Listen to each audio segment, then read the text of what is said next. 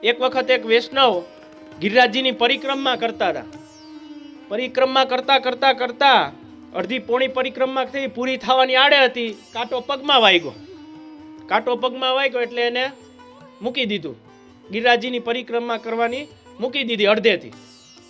પછી ગિરિરાજજીની પરિક્રમા એને અડધેથી મૂકી દીધી એટલે એ શ્રીનાથજીના મંદિરમાં ભંડારમાં ઘઉં હોય ને, ઘઉં એમાં કાકરી વીણવાની સેવા કરવા માંડ્યો કે હાલો ઠાકોરજીને કાકરી ન આવે, ઘઉં વીણવાની સેવા કરવા માંડ્યો. એટલે ગુસાઈજીના એક સેવક હતા, એને આ જોયું એટલે ગુસાઈજીને વિનંતી કરી કે કૃપાનાથ, એક વૈષ્ણવ ગિરિરાજજીની પરિક્રમા કરતો હતો અને હવે એને કાંટો વાગ્યો છે પગમાં, એટલે એને ગિરિરાજજીની પરિક્રમા અડધેથી મૂકી દીધી, પૂરી ન કરી. ત્યાં ગુસાઈજીએ વૈષ્ણવને બહુ સરસ જવાબ, અને એ હવે શ્રીનાથજીના ભંડારમાં ઘઉંમાં ઓલા વીણે છે, કાકરા વીણે છે, એ સેવા કરે છે. તો એનો શું તાત્પર્ય? તો ગુસાઈજીએ શું સુંદર જવાબ આપ્યો કે ભલે ને ગિરિરાજજીની પરિક્રમા અડધેથી મૂકી દીધી, પણ હવે જે ઈ ઘઉંમાં એક કાકરી વીણશે ને એટલે એને 7 પરિક્રમાનું ફળ મળશે. કેટલું? 7 પરિક્રમા. એક પરિક્રમાનું નહીં, 7 પરિક્રમાનું ફળ મળશે. ઈ એક કાકરી ઘઉંમાંથી કાઢશે ને એટલે એને 7 પરિક્રમાનું ફળ મળશે. આવી સેવા કહેવાય, આને સેવા કહેવાય. આપણે સેવા શું કામ ઘરે બિરાજતી હોય ને, તો આપણી સેવા કેવી રીતે થાય કે બસ મારું સુખ, ઠાકોરજી એની સામે 2 હાથ જોડી આંખ બંધ કરીને, હે કૃપાનાથ, મારી દુકાન હારી હાલે, મારી વહુ બરાબર રીએ, ઘર ઝઘડામાં કંકાસ નો થાય ઘરમાં, એવું બધું તો આપણે ઠાકોરજીથી માંગી બેઠીએ. ઠાકોરજી માટે આપણે શું કરીએ છીએ એ પેલા વિચારો. ઠાકોરજી આપણા માટે બધું કરવા તૈયાર છે, તમારા બધા મનોરથો પૂરા કરવા તૈયાર છે ઠાકોરજી. આ જો સુંદર મનોરથ ગિરિરાજજીની તળેટીએ. કોઈ મને પૂછ્યું આનો શું ભાવ, આનો શું ભાવ? આ ખરેખર તમે જ્યાં બેઠા છો ને, ઈ એક સાધારણ મંડપ નથી, કેવલ કે વસ્ત્ર નાખી દીધું, થાંભલા ખોડી દીધા, આસોપાલવના પાન બાંધી દીધા, એ કોઈ સાધારણ આ સ્થળ નથી. આ છે ગિરિરાજજીની તળેટી. આ ગિરિરાજજીની તળેટીની નીચે તમે બેઠા છો. આપણે ગિરિરાજજીમાં જે મેં ઘણાના ચપ્પલે અહીંયા જોયા, ઘણા મોજા પહેરીને બેઠા છે, ઠંડીનો ટાઈમ છે એટલે. પણ આ સ્થાન ઉપર હવેલી મંદિરોમાં જઈએ, નંદાલયોમાં જઈએ, કે કોઈ પણ દેવી દેવતાઓના મંદિરમાં જઈએ, હું તો કહું, પણ આપણા ચપ્પલ બહાર હોવા જોઈએ અને મોજા પહેરીને કે કોઈ દી અંદર જવાતું નથી નથી નથી. આ આપણી, મેં કીધું ને પેલા, દીનતા અને વિવેક શીખવાની જરૂર છે. અને એના માટે છે ને પાયો આપણો મજબૂત હોવો જોઈએ. અને પાયો મજબૂત ક્યારે થાય? આપણા ઘરમાં સત્સંગનું સિંચન હોય ને તો થાય. સત્સંગ હોય ને તો બધું થાય. આપણા ઘરમાં સત્સંગ છે નહીં, સેવા બિરાજતી નથી, અને આપણી જાતને વૈષ્ણવ કહે તો એ કેમ માન લેવું? ગળે ઉતરે? મારા જેવાના જરાય ન ઉતરે. એટલા માટે વૈષ્ણવ થયા છો તો આપણું મુખ્ય કર્તવ્ય એ છે ઠાકોરજીની સેવા પધરાવી, એમની સેવા પહોંચવી, પ્રેમથી, લાડથી, ડૈરા વગર. ગુરુ ઘેર જાઓ, વિનંતી કરો કે અમને ઠાકોરજી પુષ્ટ કરી દો. ઘણા એમ કે પુષ્ટાવ્યા વગરના ઠાકોરજીની સેવા થાય? ન થાય કોઈ દિવસ. મહાપ્રભુજીએ એવું ગુસાઈજીએ કીધું નથી કે પુષ્ટાવ્યા વગરની ઠાકોરજીની સેવા થાય, ને અમે નથી કહેતા. આ તો તમે વિનંતી કરવા આવો છો કે ખાલી દ્રષ્ટિના ઠાકોરજી કરી દો ને, ખાલી દર્શનીય ઠાકોરજી કરી દો ને. ઈ કાંઈ એવું કાંઈ થતું જ નથી. કેવલ પુષ્ટાવીને જ ઠાકોરજીની સેવા થાય છે. કારણ કે તમે પુષ્ટાવો ને તો એમાં પ્રાણ પ્રતિષ્ઠા આવી જાય છે. ઠાકોરજી જે પણ વસ્તુ ધરો ને એ અંગીકાર કરે છે.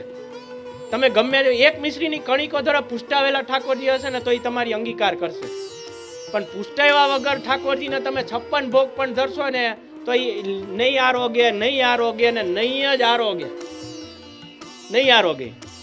તમારાથી તાઈ કરી લ્યો, ધમ પછાડા કરી લેજો, તમે હાલો અનુષ્ઠાન કરી લેજો, આ કાળા દોર ધાગા બાંધી લેજો ભગવાનને મેળવવા માટે. પણ એ નહીં આરોગે, નહીં આરોગે એટલે નહીં જ આરોગે. પણ તમે પુષ્ટાવીને સેવા કરશો, ભલે 56 ભોગની એને આશા નથી, કોઈ વાનગીઓની આશા નથી, પણ કેવલ એક મિશ્રીની કટોરી પ્રેમથી ધરશો, મહાપ્રભુજી ગુસાઈજીની કાની આપશો, 84 252 અષ્ટસખાઓની કાની આપશો, ગુરુની કાની આપશો ને એટલે તરત અંગીકાર કરી લે. કાંઈ પણ તમારા દોષ જોયા વગર મળશે આરોગ્ય, પણ પુષ્ટાવીને ઠાકોરજીની સેવા કરો. આમાં એક ભેદે છે કે પુષ્ટાવ્યા વગર ઘણા સેવા કરે છે અને પુષ્ટાવીને સેવા કરે છે, કે એમાં ફેર હું કે આમે કરી શકે ને આમે કરી શકે. એનો એક પ્રસંગ કહું તમને. એક વૈષ્ણવ હતા, જુગલ જોડી હતી, હસબન્ડ વાઈફ હતા. હવે વાઈફ છે ને સકડી ભોગ ધરે ઠાકોરજીને, અને હસબન્ડ એનાથી વિરુદ્ધ, એટલે કઈ બોલે નહીં. એટલે પત્નીને એમ કે મારી એવી ઈચ્છા છે કે મારો પતિદેવ છે ને રોજ ખાલી ઠાકોરજીના દર્શન કરીને દંડવત કરીને ઓફિસે જાય, એટલી મારો આગ્રહ. હવે આ પતિદેવ છે ને એ શું કરે, અંદર બિરાજતા સખડી ભોગના ઠાકોરજીના દર્શન દંડવત ન કરે, પણ એના જે ડાઇનિંગ રૂમમાં છે ને હોલમાં, ત્યાં એક રાધા કૃષ્ણની મૂર્તિ છે ઝૂલતી, એના દંડવત ચરણસ્પર્શ કરીને ઓફિસે જાય. એટલે એક દિવસ એક બાવાશ્રી પધાર્યા, તા પત્નીએ વિનંતી કરી કે કૃપાનાથ આ મારો પતિદેવ, પણ એ છે ને કોઈ દી મારા ઠાકોરજીને એના દંડવત ચરણસ્પર્શ કરીને જાય નહીં ઓફિસે. એ બહાર ઓલી હોલમાં જો આ રાધા કૃષ્ણની મૂર્તિ છે ને એને દંડવત કરીને, ઝૂલતી મૂર્તિ એને દંડવત કરીને નીકળી જાય ઓફિસ. તો ઓલો પતિદેવ બોલ્યો કે આ મારી પત્ની આટલો બધો આગ્રહ રાખે છે શું કામે, કે મારા ઠાકોરજીને દંડવત ચરણ સ્પર્શ કરીને જાઓ, હું ઓલી રાધા કૃષ્ણની ઝૂલતી મૂર્તિને દંડવત ચરણ સ્પર્શ કરીને વયો જાઉં છું, બસ મને એમાં સંતોષ છે. એમાં ફેર શું છે બાવા? બાવાશ્રી એટલો સરસ જવાબ આપ્યો કે જો પતિદેવ, આના પતિદેવ, પત્નીના પતિદેવ, કે તમે જે બાર રાધા કૃષ્ણની ઝૂલતી મૂર્તિને દંડવત કરો છો ને એ તમે એને જોવો છો, પણ તમે અંદર જે સખડી ભોગના પૂર્ણ પુરુષોત્તમ ઠાકોરજી પુષ્ટ કરેલા સેવામાં બિરાજે છે ને એને તમે દંડવત કરીને જાશો ને તો ઠાકોરજી તમને જોવે છે. એટલો ફેર છે આમાં. ભગવાન આપણને જોવે છે એ નાની સૂની વાત નથી હો. આપણે તો ભગવાનને જોતા હોઈએ, પણ ભગવાન જે દિવસે આપણને જોવે ને એ કોઈ નાની સૂની વાત નથી. કારણ કે દેવી દેવતાઓ શંકર, બ્રહ્મા, વિષ્ણુ, મહેશ, કિન્નર, ગાંધર્વ બધા આજની તારીખમાં પણ ભગવાનના દર્શન માટે તરસે છે. અને ઈ ત્રિલોકીનો નાથ આપણી ઘરે 2x2 ના ગોખલામાં પ્રેમથી બિરાજે છે. લ્યો, ક્યાંય ગોતવા જવા પડતા નથી. અને દેવી દેવતાઓ બધા એની ઉપાસના કરે છે કૃષ્ણની, તો એને મળ્યા નથી. અને ઈ આપણને મળી ગયા એમને મફતમાં મળ્યા ને. બ્રહ્મ સંબંધ લેવા જાવ, તમે વિનંતી કરો કૃપાનાથ હવે અમારું કર્તવ્ય શું છે, તો કે આ લ્યો ઠાકોરજીની સેવા પધરાવો. આ ભગવાન તો પધાર્યા કરે, લ્યો હવે હું જોઈએ તમારે. અને બીજામાં તમે ધમ પછાડા કરી લ્યો, યજ્ઞો કરી લ્યો, અનુષ્ઠાનો કરી લ્યો, ભગવાનને મેળવવા સહેલા નથી. આ તો પુષ્ટિ માર્ગ એવું સંપ્રદાય છે મહાપ્રભુજી ગુસાઈજીની કૃપાથી કે ઠાકોરજી આપણને એકદમ સરળતાથી પ્રાપ્ત થઈ ગયા. અને બ્રહ્મ સંબંધ જેવું ઉત્તમમાં ઉત્તમ સંબંધ કે જે કોઈ સંપ્રદાયમાં નથી, કે ભગવાન સાથેનો સાક્ષાત સંબંધ થઈ જાય, એવો સંબંધ આપણો ભગવાન સાથેનો મહાપ્રભુજી ગુસાઈજીએ કરી દીધો. તો વિચાર કરો, આપણું આ વૈષ્ણવ જીવન વ્યર્થ ન જાય એની કાળજી રાખવાની છે. અને આપણે આપણું જીવન કૃતાર્થ કરવાનું છે. કેવી રીતે? ઠાકોરજીની સેવા પધરાવી. મને એક ઓલા કાન બાપા કહી ગયા કે હજી એક કેજો, કે 4-5 બૈરાઓ આવ્યા અને કહી ગયા કે હવેલી જવા માટે બાળકોની આજ્ઞા લેવી પડે. આ વળી ક્યાંથી નવું કાઢ્યું? અરે હવેલીએ જવાની હું તો કહું આપણા પતિદેવ કે પત્નીની આજ્ઞા ન લેવી પડે, પછી ક્યાં વાત રહી? હવેલીએ જવું એટલે આપણો અવો ભાગ્ય છે, એક મોટો ઉત્સવ છે હવેલી આવવું. તો હવેલી આવવા માટે કોઈની આજ્ઞા લેવી પડે? અરે હવેલી નંદાલય તો એવું સ્થાન છે ક્યાં તમે કોઈને ન રસી કરો, ગમે તે સંપ્રદાયનો વ્યક્તિ હોય કે ગમે તે ધર્મનો વ્યક્તિ હોય, ભલે જૈન ધર્મનો હોય, સ્વામિનારાયણ સંપ્રદાયનો હોય કે મુસલમાન હોય કે ક્રિશ્ચિયન હોય, હવેલી મંદિરમાં તમે કોઈને આવવાનું રોકી ન શકો. કારણ કે એ સ્થાન જ એવું છે, કોઈ ગમે તે રૂપમાં આવી શકીને ઠાકોરજીના દર્શન કરવા આવ્યો, એમાં આપણે રોકી શકીએ? ન રોકી શકીએ.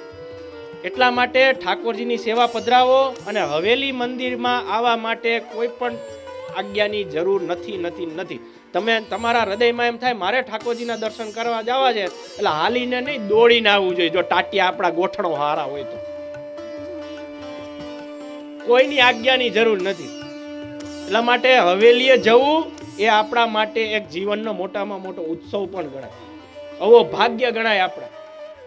એટલા માટે ઠાકોરજીની સેવા પધરાવો. હજી કહું છું નહીતર આ માથા ઉપર ધોરા આવી ગયા, અને જેને નથી આવ્યા ને અને જેની ઘરે ઠાકોરજી નથી બિરાજતા ને એને હજી મોડું નથી થયું.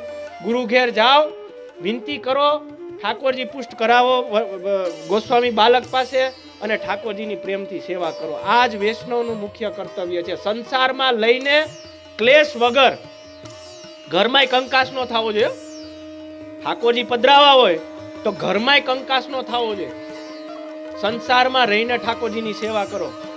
આપણે 4 જણા રહેતા હોય ને 2 જણા માનતા હોય ને 2 જણા ન માનતા હોય અને ઘર ક્લેશ થાય તો અહીંયા ઠાકોરજીએ સુખથી ન બિરાજે, ત્યાં ઠાકોરજીએ પ્રેમથી ન બિરાજે.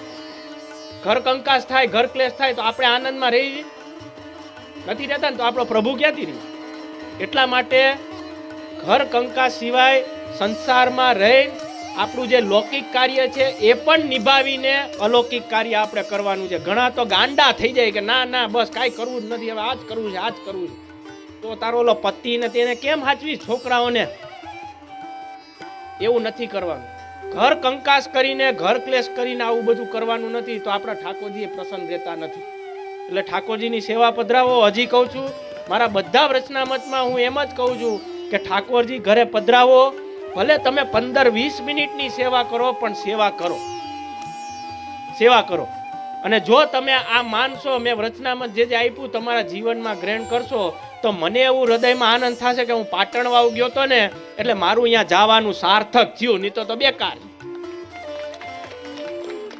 અમે કઈ ભેટ માટે નથી આવતા, પણ તમારા હૃદયમાં અમારા વચનામત ઉતરે, જીવનમાં હૃદયારૂઢ કરો, એ જ અમારા માટે સૌથી મોટી મૂડી છે. બસ બીજું કાંઈ નહીં.